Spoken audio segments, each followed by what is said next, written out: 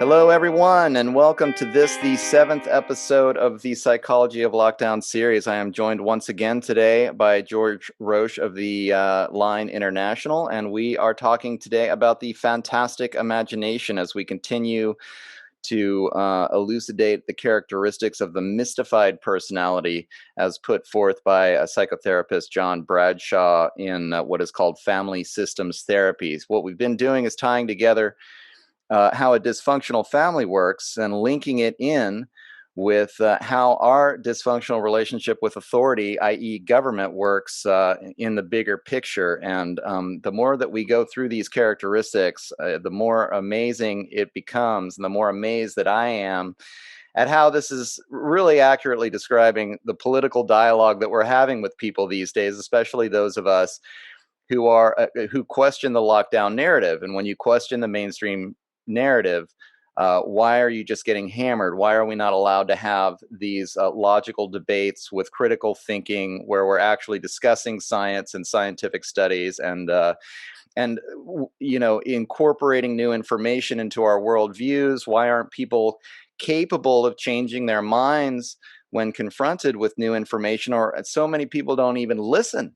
They don't even pay attention when you give them new information. Hey, we've been in lockdown now for almost 12 months and coronavirus is a worse problem than ever. What's going on? Maybe this lockdown practice doesn't work. You get crickets, or you get even worse, you get shamed, or you get berated, or people are instantly triggered. They're not going to talk with you using critical thinking.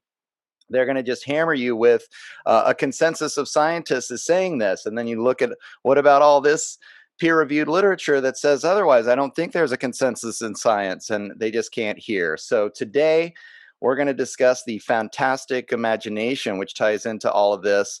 And I'll just let George take it away. George, you want to let people know about the fantastic imagination and how it works? Sure. Actually, there's a title for the fantastic imagination today, which many of us have heard about now. It was once a conspiracy theory a few months back, but it's Klaus Schwab's The Great Reset, right? who is going to not just fantastically imagine, but reimagine the world, as he said. Sure. And Trudeau, our prime minister, echoed those words. In fact, all of the leaders who have come into contact with Klaus Schwab's book are on board with this reimagining of our world that we live in many of our institutions, from legal to educational to municipal governments, etc. This is pretty fantastic as an imaginative ideology. So again, this all being another branch off of the same tree of mystification that we have been talking about, it's very clear that there's a lot of fantastic imagination in this Great Reset. What is deemed by a number of premiers in the country and other politicians like-mindedly that this is basically failed socialist, leftist ways of doing things that haven't worked in the past, and here we are once again attempting it under a new banner, a new distraction, under the virus of 19. So clearly, what's happening right now is, once again, our ignorances are being preyed upon. Several distractions. The way people get set up in fantastic imagination is, again, in the childhood climate.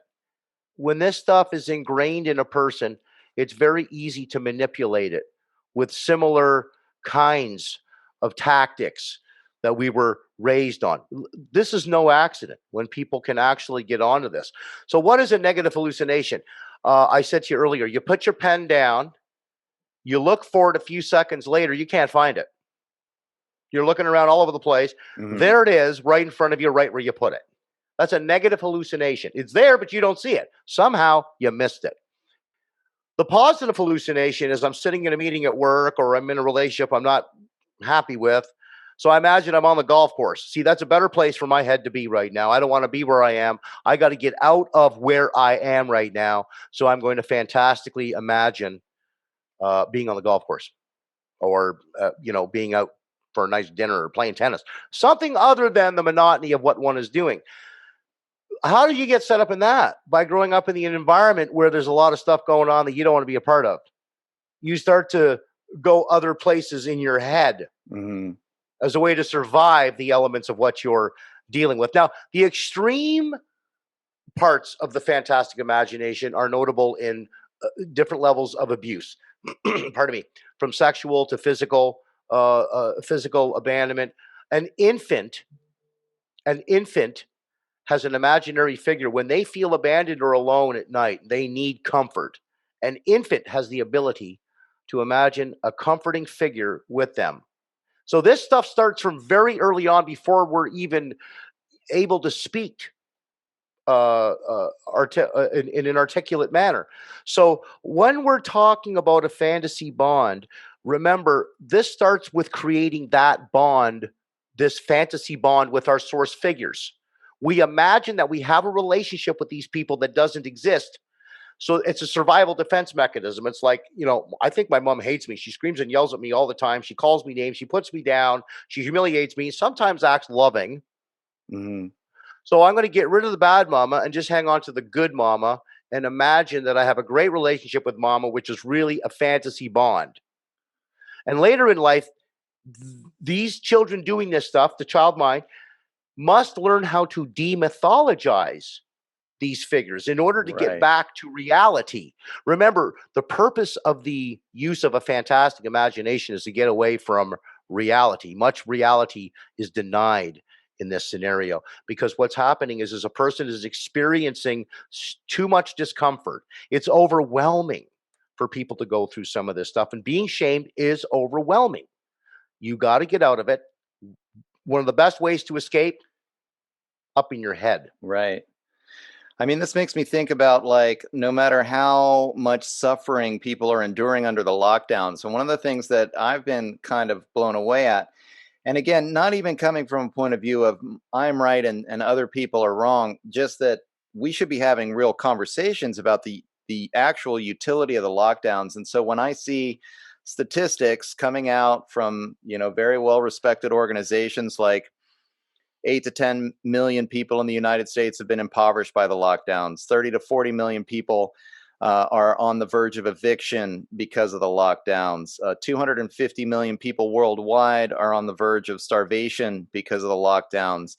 And when I bring this up, it's like people won't have that conversation. How many lives have we saved with the lockdowns? Well, I can show, now 30 that I've found, 30 peer-reviewed scientific studies showing that the lockdowns don't seem to have been very effective, certainly not when compared to the downside. So when I try to have these kinds of conversations, like, people so badly want to believe that the lockdowns are worth it, that locking down harder is actually the solution. They can't hear that, they can't hear these negative side effects that are actually happening in the real world. As you're talking about, it's almost as if there's been this mythology constructed around the lockdowns that they must be serving this incredible purpose. We all have to be suffering like this for a reason. And so those of us that are trying to bring up, facts, obvious facts, really, well-sourced facts from, again, reputable sources, then they just can't hear it. They can't see it. They're looking at something else. They're imagining the world to be something different than it actually is. Absolutely. Yeah. Absolutely. So it's easier for them to imagine that lockdowns are the answer. Everybody can get back to concerts and get back to work, get back to normal life. Just stay locked down. Yeah. They imagine that as a solution. That's a lot easier, more comforting, and probably less tedious and less painful to believe than it is to really see what's going on beneath all of these distractions, which is we've got a bunch of oligarchs and elites in our world that we didn't really know were pulling all these strings. And now it's in front of everybody that they are, whether it's the banking system, the political system, the schooling system, even the restaurants, entertainers, etc. It's all now out on the table. The public have seen it. But, we said before, denial is not a river in Egypt. when life situations become intolerable and painful and too uncomfortable, denial comes in like a mirage in the desert. And there's all kinds of forms of it, like minimizing and theorizing and, dissociation, gaslighting, distractor addictions, Gaslight the bastards. Yeah. Get them all. The moment they say anything truthful, remember, they're pieces of you know what. Right. So naturally, we've got people who don't seem to understand how to decode all of that. It's just too much information. Their brains are not being used, and nor are they, sorry, excuse me, they're not typically recruited in the service of having to decode all of this stuff. So the lockdowns work, and that's as good. That's all I need to understand. I just need to understand the lockdowns work, and I don't have to consider anything else because Right. it's unimaginable. Well, This is unimaginable. It's a negative hallucination. And let's dwell for a second on this idea. Talk about a negative hallucination, or is that people want to have so much faith that their government is the good guy. And this is something that I run into all the time. If you try to say, for example, what if it's not the Russians or the Iranians or the Chinese that are trying to steal the election? What if it's the CIA that's controlling this? Or what if the United States government is using propaganda against the American people, if they're using psychological operations against us? Well, people just can't imagine that. It must be the Russians or the Iranians, and they can't conceive that governments use propaganda against people all over the world in every case, basically, and they can't conceive that their government is doing that to them because that makes them too uncomfortable, right? There's the what if. I mean, you're talking about the what if. Play that right to the end. What if? This is distorted thinking. The fantastic imagination, remember, is a deviation from reality. It sets people up for very unrealistic expectations. One of these expectations is, you're a conspiracy theorist. You didn't get it. We know what you don't know. Tell them to produce the information. They can produce nothing. At that point, you become the POS. Because you challenged the thinking. There's nothing going on there. So the unrealistic expectation that you or one or another person who has evidence, who has real knowledge, provable, scientifically based knowledge, and they are the ones being ridiculed for telling the truth. So what they're basically, in essence, saying is the expectation, of course, being that you get rid of this knowledge. You're bringing this stuff here. We don't allow that stuff here because that's busting our comfort. You see, you're encroaching on my comfort level. I have found comfort in my discomfort. How dare you come up here with this truthful stuff? Change back. You're ruining my coping mechanisms. Right. That's what's happening. And so when people get into this, I mean, it is totally unrealistic to expect somebody who knows the truth and knows the facts to behave as if they don't exist.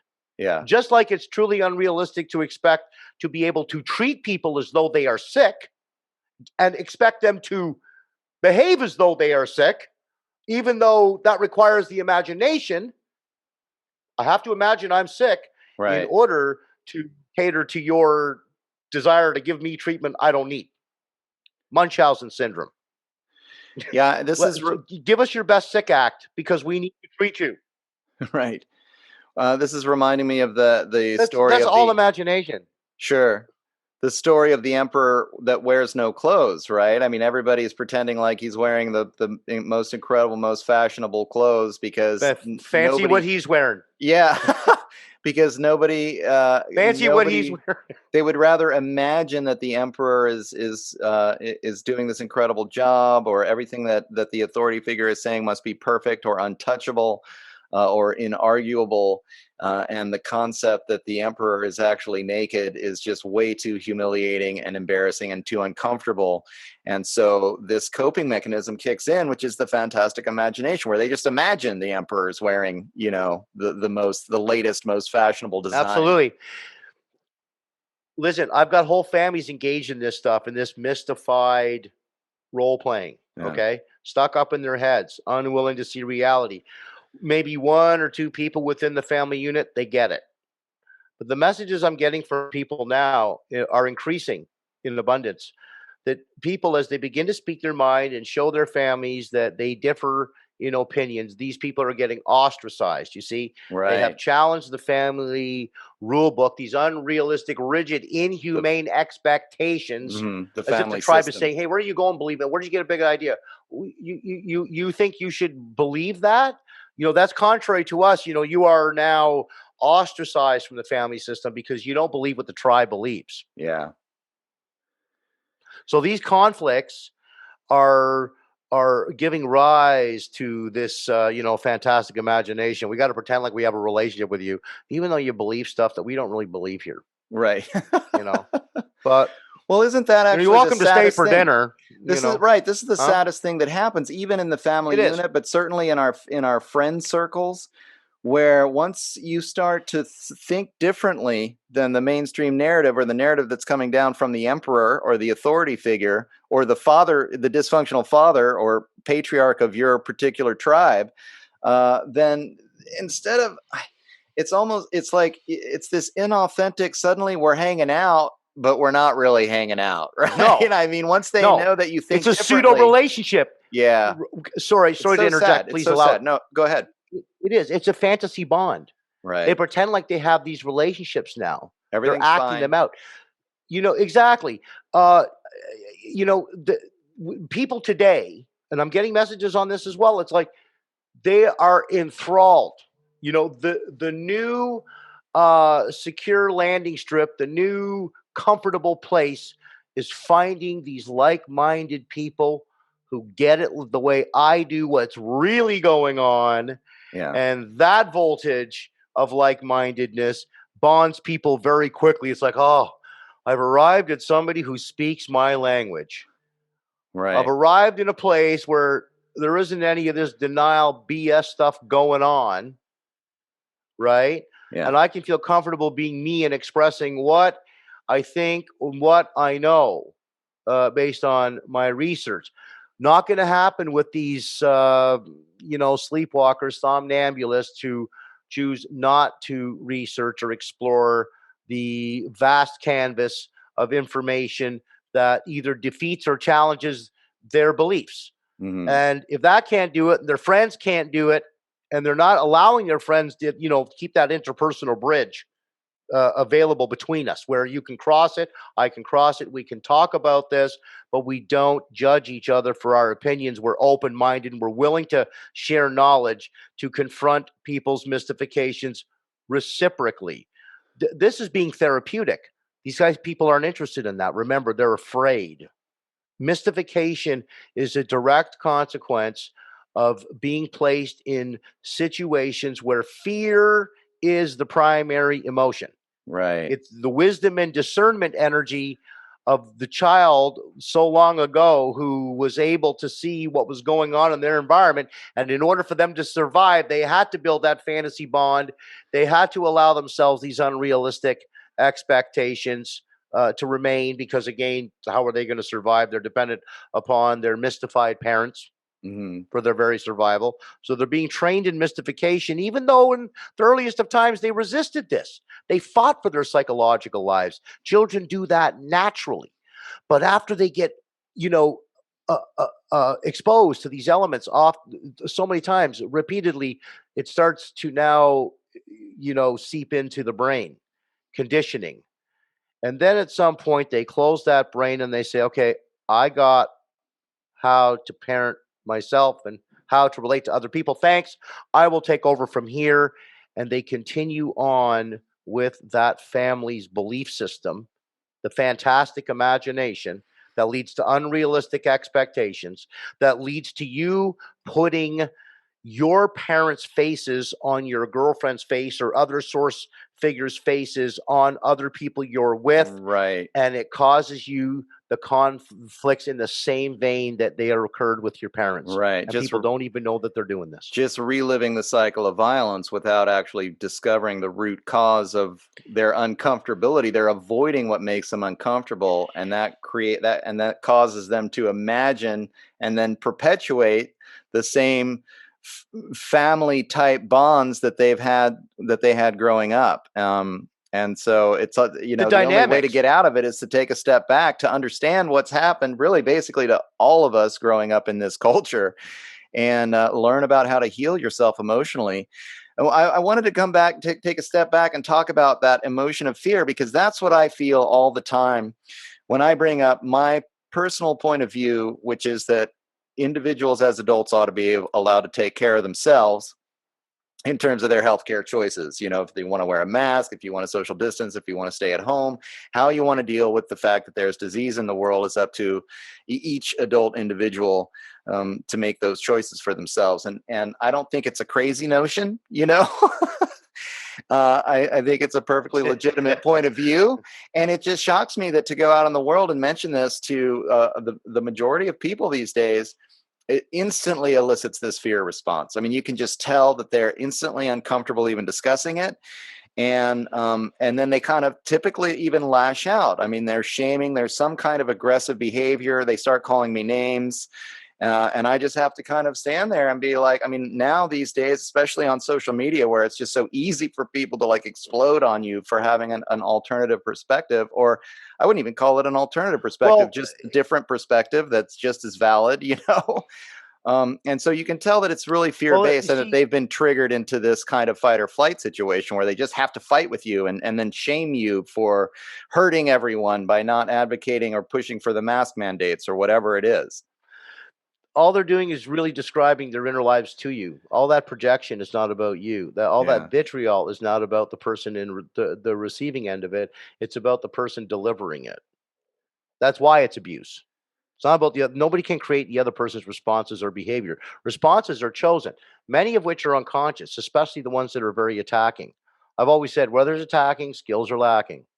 So we've got to understand in a basic sense, what is mental health? What is mental illness? And I've said before when I've done seminars on this stuff, you want to apply this to it. Mental health is a sense of well-being, a sense of self-acceptance, the capacity to love, and the ability to relate.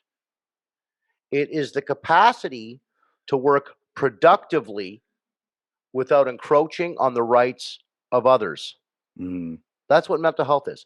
So, in the absence of any of those traits, we're closer to mental illness. So, if you can't have the ability to relate, self acceptance, the capacity to love, and to work and learn productively without encroaching on the rights of others, if you can't do that, clearly it's time to explore what's happening behind the eyeballs, because that's where these problems originate. They start in childhood, but they are manifested in adulthood, and they're relived in the adult environment when any relationship will trigger these old tapes playing. All it needs is a similar situation. The amygdala, the seat of memory, realizes that this is something that resembles the past. It's going to guide the response. You're going to say it before the thinking brain has time to ponder what's going on or what the consequences of those thoughts and words could be. Well, we're not fantastic stuff. Absolutely, yeah. We're knocking on that 30-minute mark, but I wanted to go full circle and talk again a little bit about the Great Reset. And that made me, when you mentioned it right off the bat, I started thinking about this utopianism and how the fantastic imagination really influences this idea of creating a utopia. A lot of people, I mean, it's easy to just imagine a perfect world. If only we all acted like this, then we could live in a utopia.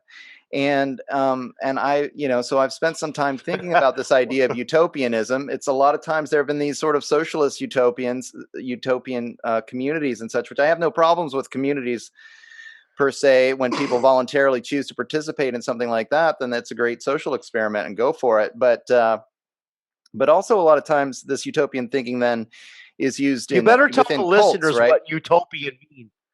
Right, but you better tell your listeners what you mean by utopian culture or existence. You better make that clear, because I have an answer for you. Okay, yeah. I mean, let's see what you got to say. I mean, I would just say, because of thinking about it in terms of like the Great Reset. Right? I say there's no shortcuts to nirvana. Right, right. And they're imagining that there is. They're imagining there's that no if only I had to control. Nirvana. Mm-hmm. Yes. So that's just it. If only. It's easy to imagine a perfect world, and if only you did what I told you, and then that's where, in a lot of cases, these communities can end up being cults with cult leaders, and you've got this narcissistic group or this narcissistic personality that's running a utopian society that's a very controlling authority figure, and people get sucked into it because it sounds just so perfect. And that's, I think, what we're seeing with the Great Reset and this guy Klaus Adrian, Schwab, right? well, Adrian Iser, I spelled this out a few years ago in her book, The Dominator Society, what she calls the Dominator Society, where she talks about these, hierarchies of madness. Mm-hmm. We don't have shared power. We've got, a bunch of control freaks running around that got to control everything. Right. I mean, remember, the more out of control a person is, the more controlling they become. That's the great paradox of controlling people. The more out of control they are, the more controlling they become. The more they got to guard the situation because it's about to spin out of control if it doesn't have their control over it. Whatever that is, that could be a relationship, that could be a professional situation. It could be, controlling a car where the person believes they know exactly what they're doing until they wrap themselves around a pole and then they go, "Oh, I guess I lost control." Right. Right. So it's very interesting, this great paradox that the more controlling a person is, the more out of control a person is, rather, the more controlling they become. So look at all of the evidence of that today. We've got a lot of control freaks in our world right now that have been exposed. And people are starting to get what the corruption is all about. And the moment they start broaching that stuff isn't even controversial anymore. But the moment they broach those topics, they're shut down. You're a conspiracy theorist. You're some label. These labels are old anymore. They don't work.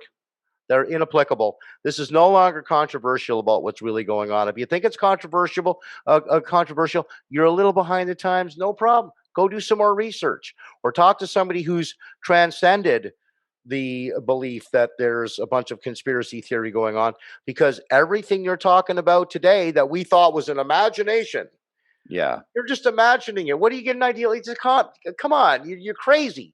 They start pathologizing you. They think that your imagination's a little messed up. It's all projection.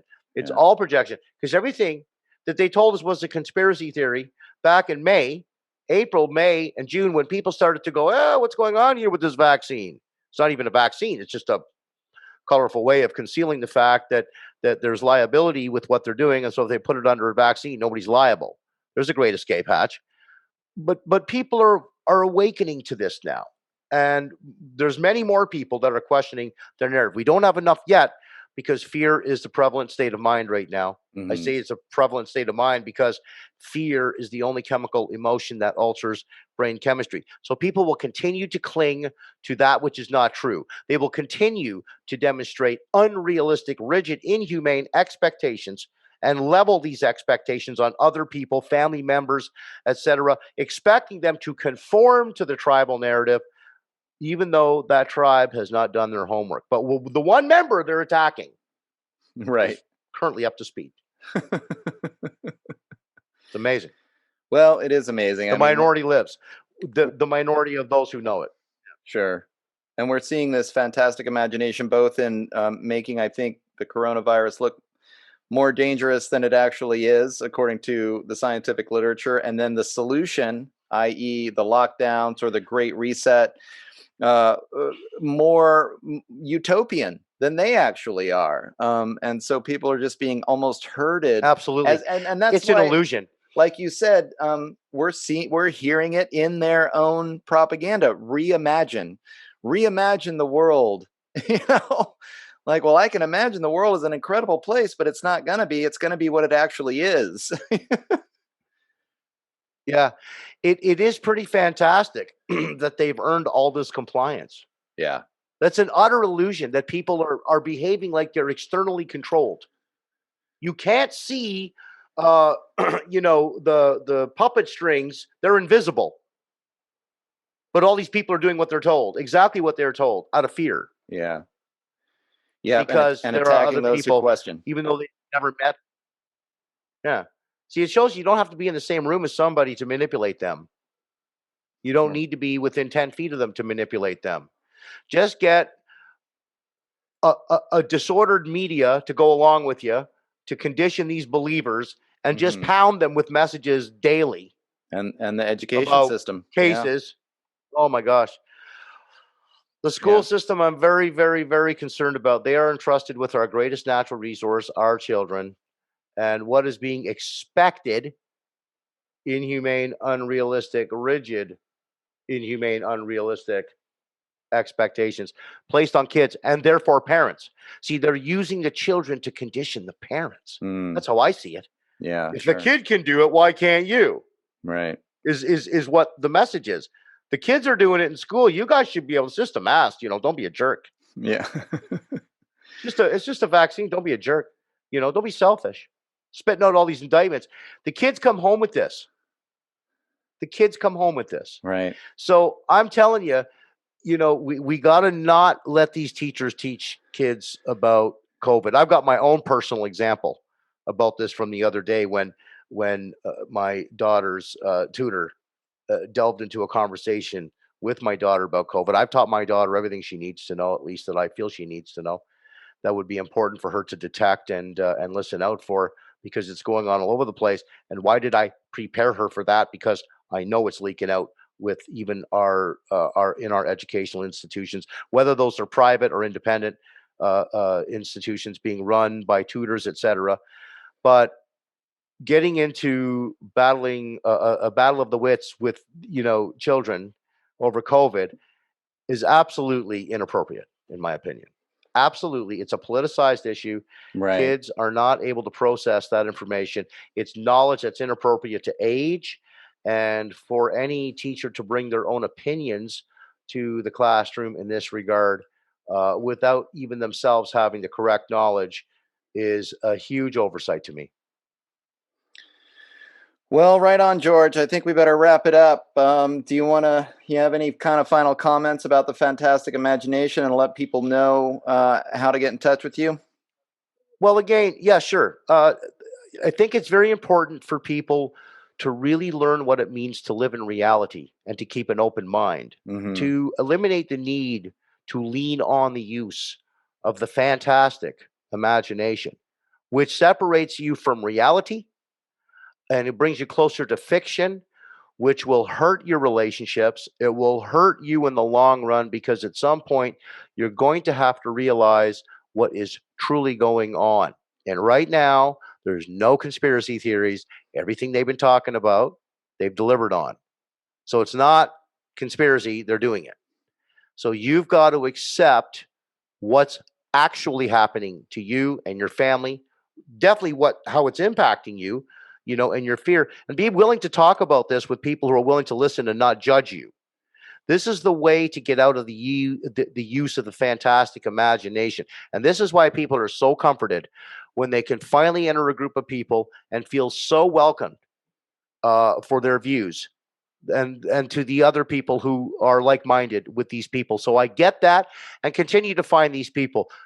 Don't listen to people that attack you.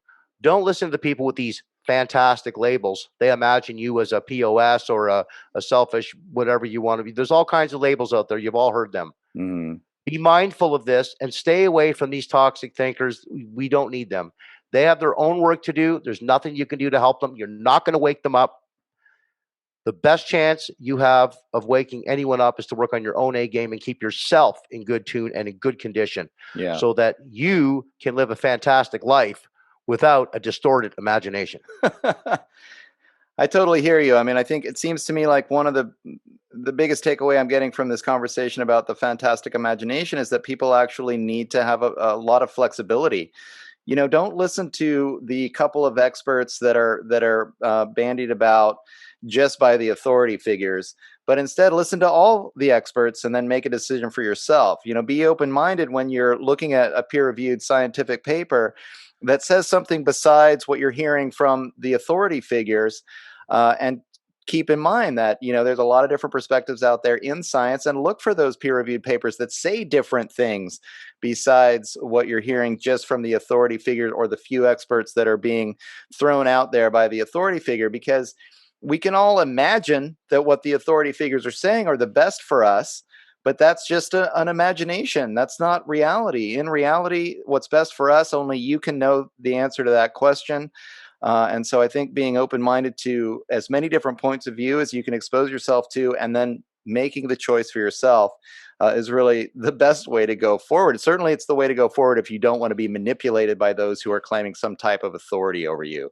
And it's so Correct. easy in this day and age for people to be manipulated in this way. I mean, our culture has basically been, founded or predicated upon this idea of having authority figures. And so many people are just used to and bullied into, and we'll talk more about bullying later, but bullied into believing that the authority figure must be right, and feeling ashamed or feeling less than worthy if they think differently than the authority, and getting away from these The- negative feelings and learning how to make decisions, being an individual making those decisions for yourself is just so important to be emotionally healthy. So well, the hopefully, path of freedom lies in the direction of questioning everything. So right. let's make sure we do that. Begin to distrust what you think you know and question everything. Sounds like That's a where plan. reality is going to be. Cool. And what's next week going to be? Number 8. Do you Well, have it? we're going to move into the identity trans confusion. Now, that's a very interesting one. Cool. Basically, that's when the enmeshment phases take place. You start to behave like other people, and you Right. forget who you are. It comes from deselfment. So, yeah, that's going to be a very interesting episode. Sounds great. Identity trans confusion. Be looking forward to it. And where can people get in touch with you? Media at thelioninternational.com. Follow us on at the Line Media Twitter, at the Line Canada on Twitter, and the Line Canada on Instagram. Sounds good. And you guys are still organizing those protests every week in Toronto, correct? No, we've stopped Oh, really? because of all the arrests going on, Wow. the police abuse. Remember, we just talked about this Yeah, yeah. the other day. The police have taken on a new coloring where they're bullying and intimidating and assaulting the people into denying them their rights. It's just phenomenal. Wow. So now we're online. We're doing a lot Okay. of legal cases going on. Yeah. We're working with lawyers. We're working with paralegals to get people's stories out there and into the media. We have a slew that we're working on right now. So I would imagine at some point soon, people are going to see live service to these companies who are participating in the violation of our human rights in this country. And we want the public to see it. The public have to see this going on. Some of them are afraid to admit that they're being violated. I Right. think what our effort in this regard to defend the innocent people should be displayed for the public to consume and understand and see it for themselves, that this is not allowed. You're Yeah. not allowed to hurt and abuse our citizens anywhere in the world, any country, at any age. Stop the abuse and get responsible and understand what the law is, and your policies will never, ever supersede them. Well, I want to thank the Line for the work that you're doing up in Canada, and I wish that we had more of this kind of a protest movement happening here in the United States. You hear almost nothing about it, and now police pressure has gotten so intense, even up there, that you've had to stop doing the weekly protests. So that's very sad to hear. The right of assembly has truly been essentially eliminated over this 2C. last year. And Yep. it's really unfortunate that's going on, but thanks for at least maintaining the legal presence, and we'll keep hitting them that way, because I mean we gotta do what we can do. Law and But order, law and order. We got to have the rule of law. We've got to have the rule of order. I mean, if you take those things out, you've got right, chaos. And right now we do have chaos. We have a lot of disorganization. We have our own police who are able to lay charges and enforce laws and rules that don't exist to the exclusion of the ones that do exist. And the venue by which people would typically rely on for remedy is closed. all right, George. Well, thanks for coming on and doing this one with me, and we'll do another one next week. I'll just let the audience know that this has been the Psychology of Lockdown series, episode 7. We've been talking about the fantastic imagination. Next week will be number 8, Identity Trans Confusion. So stay tuned for that one. And I have been your host. My name is Doug McKenty. I typically am the host of the long form interview show, The Shift with Doug McKenty, which you can find at www.theshiftnow.com. Sign up for the newsletter. Think about subscribing for the long form interviews, the full length, feature length interviews. And you can also catch me on YouTube or Facebook, or I'm on Minds and Float and Gab and many other social media platforms, either under Doug McKenty or The Shift with Doug McKenty. I'm at D McKenty on Twitter. So you can get in touch with me on any of those platforms. But again, always trying to get people to go to the website where we all have more control. We don't have to lean on third parties to allow us to have the conversations that are so important to have during these trying times. www.theshiftnow.com. So stay tuned again. We'll have another one out next week. Thanks again so much, George, for doing this with me. I think I really hope that we're helping to kind of wake people up out of this trance-like confusion and this fantastic imagination and these other things that people suffer from in these patriarchal cultures, in these colonized cultures where we have to endure living in these hierarchies. And so many of us have been conditioned and emotionally damaged into just doing what we're told and not being able to really think critically and accept alternative perspectives from people who are not quote unquote authority figures that are sanctioned by the higher ups in our society. So hopefully we're opening some minds here and healing some minds as well. So thanks again for coming on, and we'll talk again next week. Thanks, Doug. You bet. Take care.